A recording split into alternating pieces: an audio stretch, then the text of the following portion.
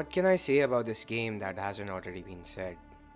CD Projekt Red's third installment of his globally loved Witcher series came out in the May of 2015 and instantly became the hottest game in the entire world.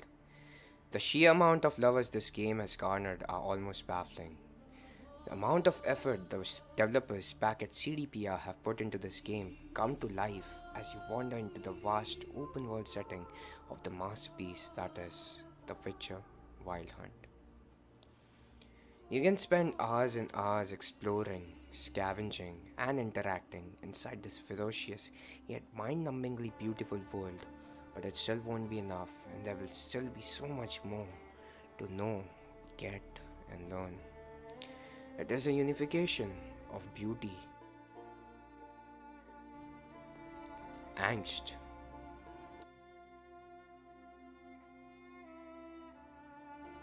filth,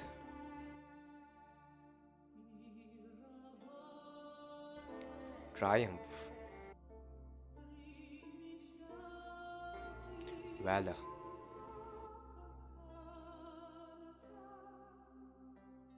myths, magic,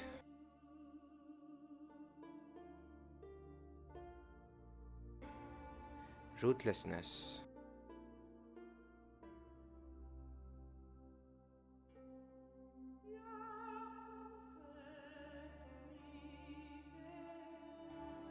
quirkiness, and so much more in a single damn game. It is almost impossible to appreciate this masterpiece enough, and one will always end up leaving some bits. But I will try my best to do this job, so please bear with me.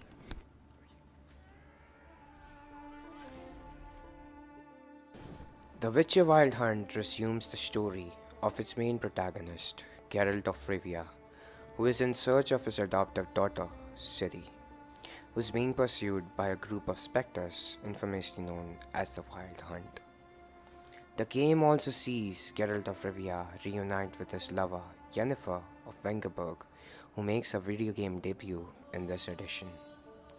Geralt and Yennefer set out to find and save their adoptive daughter together, scorching the different lands and kingdoms existing in the Witcher world. Throughout this journey, you walk the lands of the Northern Kingdom as a powerful Witcher. For those of you who don't know, being a Witcher means that you are a trained monster killer with superhuman abilities. You are equipped with a steel sword for human threats and a silver one for deadly monsters and otherworldly entities.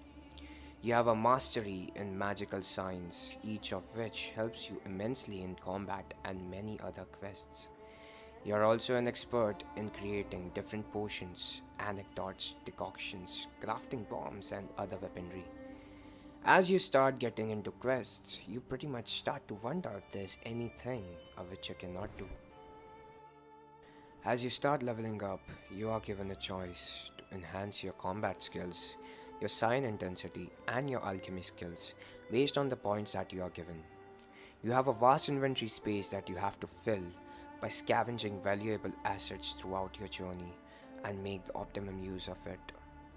However, these things are best left for the players to discover on their own, so I won't be going too deep into it. We often find ourselves yearning for unpredictability and various sources of entertainment or in life in general. While there are various stages in this game that satisfy those cravings for thrill, nothing quite actually comes close to the infamous Bloody Baron arc. It is one of the earliest arcs in the game, and at first glance, it doesn't really come off as something that the player would expect much from. However, it soon builds up to be one of the greatest in game stories ever told and leaves the player in a whirlwind of emotions. For instance, the eponymous character, the Bloody Baron, is a veteran soldier who fought as an Nilfgaardian once, but was forced to surrender under the Redinian side after a crushing territorial defeat. He then ends up settling down as a warlord and the overlooker of Crowsbush alongside his wife Anna and daughter Tamara. Apparently, the Baron gave shelter to Ciri when she was being chased by the Wild Hunt. However, when Geralt approaches the Warlord to gather information, he offers a proposition. He is willing to tell him everything he knows about Ciri under one condition. That is, if he helps him in finding his missing wife and daughter. But what really makes this arc so special is that it successfully combines simplicity with dark supernatural atrociousness. It combines mirth with absolute monstrosity. It lets you choose between doing evil for the greater good or doing good, albeit for the greater evil. It challenges your humanity and morals and throws soul crushing realism at you like no other game does. I mean, what other game makes you choose between sacrificing more than half a dozen orphans and or have an unliftable curse put on an innocent woman that turns her into a monster for the rest of her life? A lot of crucial plot points based on the choices made by the player helps to develop his or her mindset in many cases. It makes you realize how important our actions and the consequences that follow it truly are. It makes the player's mindset more competent and decisive, which eventually has a heavy impact on the in game achievements. The Bloody Baron arc is the epitome of storytelling in gaming and something that presumably won't be surpassed anytime soon. One of the things that makes the Witcher universe so tremendously likable is the fact that it gives us characters that are already exceptionally nuanced and surprisingly well developed throughout the previous two games. Reintroduction of minor characters that have appeared in the previous installments is done masterfully and with a rare yet effortless complexity. For instance, if The Witcher 3 is one's first Witcher game, there's a part of the main quest that involves searching for Geralt's close old friend, Dandelion the Bard. Now, Dandelion is a character that has appeared in the previous installments of the Witcher game series. Therefore, the first time player is obviously devoid of any knowledge of the bard's existence, his traits, and his personality. However, when you start the quest, you obtain diaries and letters written by or to Dandelion by people associated with him. These are all mostly written by women who yearn for Dandelion's presence. This establishes Dandelion as a womanizer and a bona fide Casanova in the player's books. Then you end up having frequent conversations with a common associate, Zoltan, about how Dandelion is a masterful playwright and how he usually exaggerates some of the adventures he has had with Geralt, or maybe how he owes a lot of money to a lot of people. This establishes him as a loudmouth, a lousy creditor, and a liar, yet extremely talented in his art. However, this is not even the end of it, and there's so much more information that you obtain about the bard before he finally appears in front of the player, staying true to each and every description obtained throughout the quest. Hence, the player is now extremely familiar with Dandelion's character without having to play the previous installments. This is how precise, well structured, and informative this game is. It takes an older character and tells their story in a way that even a player playing the game for the first time feels like they are familiar with this character that they've never seen or heard about before in their entire lives. It's a phenomenal showcase of raw dedication and hard work towards one's craft. Take a bow, CD Projekt Red. The most important part of any story is its conclusion. A good conclusion romanticizes with your emotions and brings them out one by one, no matter how wretched you are. It says goodbye and leaves us yearning for more and more, although we know that this is the place where we part ways. It gives meaning to the journey that you have taken so far and come so far on. For those of you that still haven't played the game, this is your last and only chance at going back.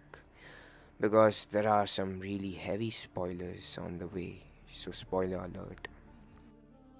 The Witcher 3's conclusion or conclusions are as phenomenal as the rest of the game. Your choices in the game heavily influence the conclusion that you get. There are a lot of factors that go into the making of your conclusion. Things like decisiveness, compassion, righteousness, warmth, selflessness, and interdependence end up making an ideal ending. I made it a point to keep the entire video spoiler free except this part. You have been warned. The fate of your story heavily depends upon your relationship with your adopted daughter, Siri. At the end, it is revealed that only Ciri's elder blood can save the world from a seemingly inevitable apocalypse. As Siri walks through the portal, she sees the deadly frost that will consume her home world someday. While she prepares to battle it, she remembers the moments she spends with you, that is Geralt, since your reunion with her. The choices related to Siri that you make creates the aftermath of this incident. If a player has taken a rather selfish or comparatively irrational approach, they get an ending where both Geralt and Ciri bite the dust. If they choose a rather liberal route and allow Ciri to do what she wants, they'll find themselves roaming the northern kingdoms alongside a young and beautiful ashen-haired witcher, slaying beasts and killing wraiths. And finally, if they make choices trying to guide the swallow, they end up in an ending where Ciri chooses to be the heir to her father's kingdom and work for its welfare using her powers. There are a lot of other events that vary from player to player, like the fate of Skellige's lineage, the winner of the war between Emhyr and Radovid, the final love interest for Geralt, etc. Point being, it takes so many factors to come together to form the final conclusion of this long and storied journey. The details and the craftiness that went into the creation of the endings is just baffling. There have been multiple endings to games before, but something of this caliber is an unprecedented feat. Seriously, the fact that you think she made a decision is a testament of the amazing writing capabilities of the developers. Because if you choose another option, you craft another ending and know that she wants that thing too. That means there are drastically different personalities to one single character based on the choices you make. It's the epitome of character build up and development. To be honest, this game's brilliance cannot be summarized in a video this long. It is hard to truly appreciate what CD Projekt Red has delivered to us fans through this game. The game redefined an entire genre and set up a bar so high that it makes you wonder if there's anything that can even surpass it. From its phenomenal gameplay to its blissful storytelling, The Witcher Wild Hunt truly is synonymous with the word masterpiece.